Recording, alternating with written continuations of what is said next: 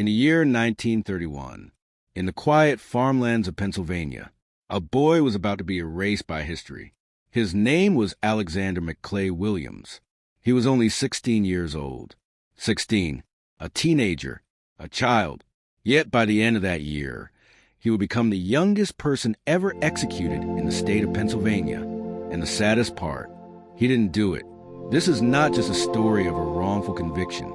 It's a story of politics raised silence, and the fight for justice that came almost a century too late. The story begins at the Glen Mills School for Boys, a reform school where troubled young men were sent to be corrected.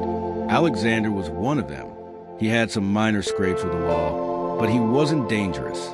Then tragedy struck. A white matron at the school, Vita Robber, was found stabbed more than 40 times. A gruesome, senseless killing. The community demanded justice. The press ran with headlines. And the police. They needed someone to blame. They chose Alexander. No blood was found on him. No fingerprints. No witnesses. But Alexander, a poor black boy, was a perfect scapegoat. They dragged him into an interrogation room.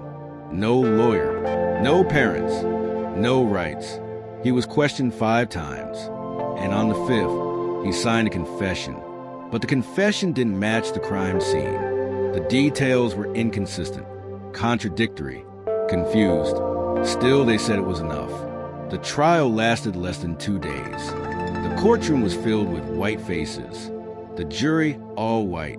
The defense attorney appointed by the state, unprepared, silent, useless. He called no witnesses, presented no evidence. He barely spoke. The jury took 4 hours, and then they sentenced Alexander to death. On June 8, 1931, Alexander McClay Williams was led to the electric chair. He was 16. He was terrified. He was alone, and he was innocent. The years passed. His name was forgotten. His family was left in grief. They carried the shame, the pain, the silence. For decades, they waited for someone to care. And then someone did. In the 2000s, a historian named Samuel Lemon uncovered the original court documents. Samuel's great-grandfather had actually been Alexander's defense attorney, and the guilt had passed down through generations. Samuel knew what he had to do. He partnered with the Pennsylvania Innocence Project. Together, they fought for years to reopen the case. They discovered glaring holes in the original investigation. The police had overlooked other suspects. The victim's ex-husband, who had a history of violence, was never questioned. And Alexander's confession chorused incoherent worthless. The truth finally came out.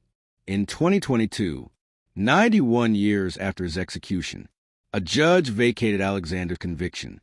His name was cleared, but justice came too late.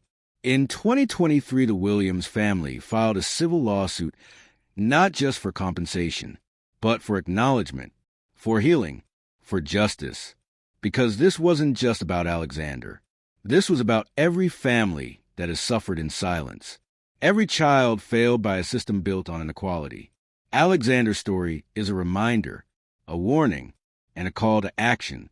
It shows us what happens when the justice system prioritizes fear over truth, speed over fairness, and race over humanity.